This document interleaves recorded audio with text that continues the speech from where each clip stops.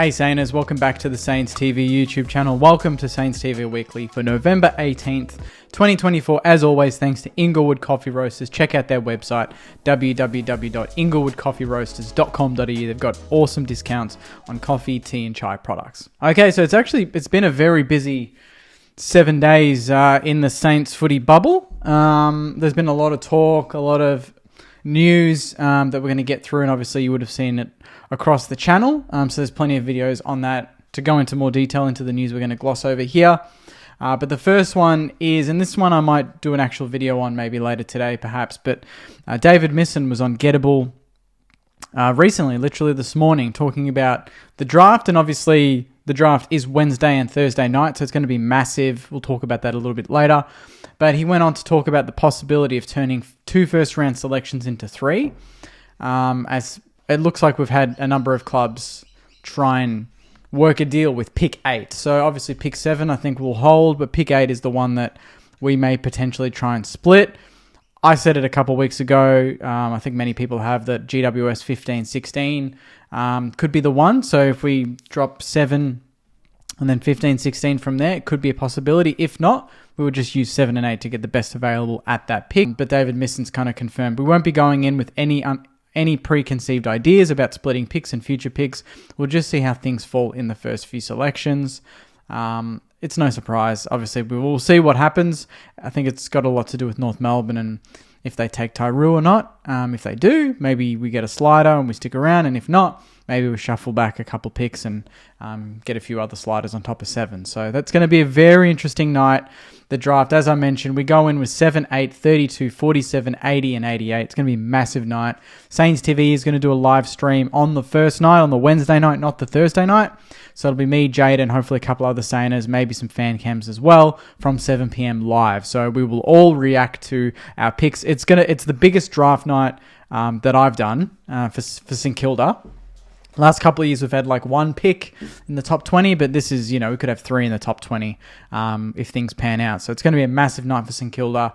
And if we get it right, it's going to fast track, hopefully, some success moving forward.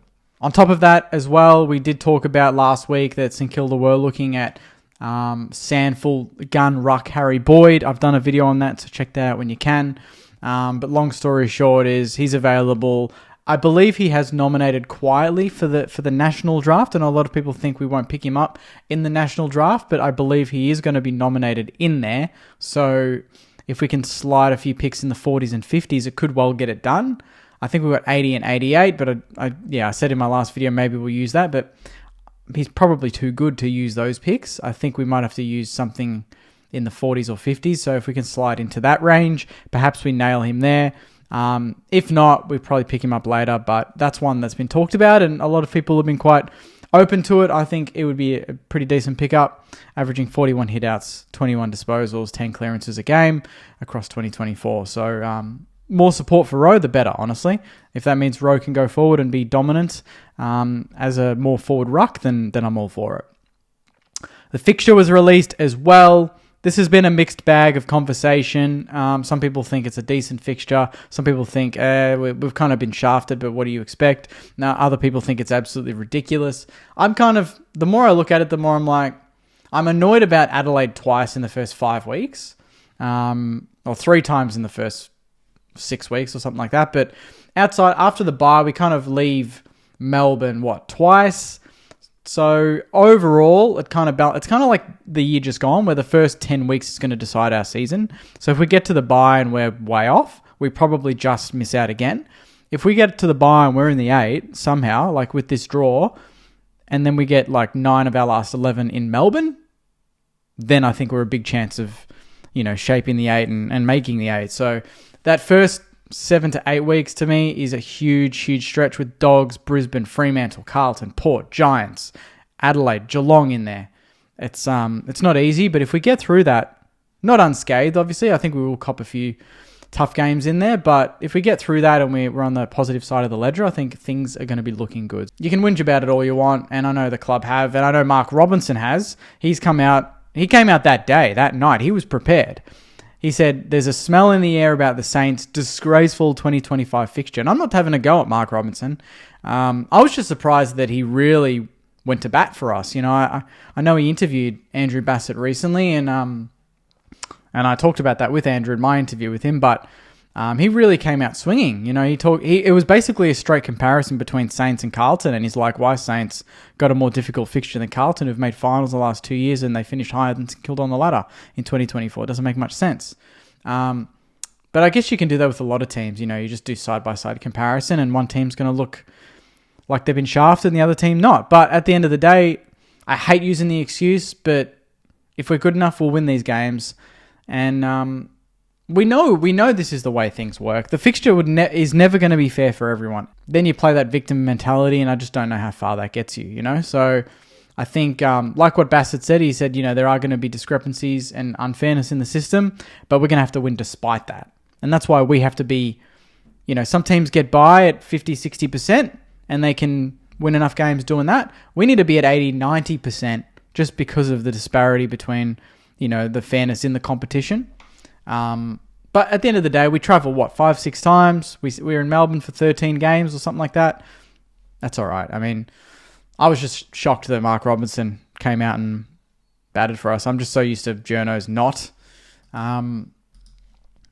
doing that, but it was a nice change. Tuesday night, Crest night. Tuesday night is Crest night, and there have been some people kind of putting around, you know, leaked versions of the crest and this and that. I mean, I haven't seen the actual crest, so I could be wrong, but if I had to guess, I reckon it's going to be very close to the 150th, and I reckon instead of it saying St Kilda FC, like St KFC, which I think everyone makes a joke about outside of the fan base, I think it'll just say St Kilda. I think it should just say St Kilda, not St KFC. We don't need that. Just give us St Kilda, crest, 150th type shape, done. If it's got strength through loyalty, great. If it doesn't, I think we can get by, but maybe we can put that somewhere else. Maybe put on the back of the jumper. I know we've got, you know, 1873 or something on there, but what if you had 1873 strength through loyalty under it on the jumper, but not on the logo?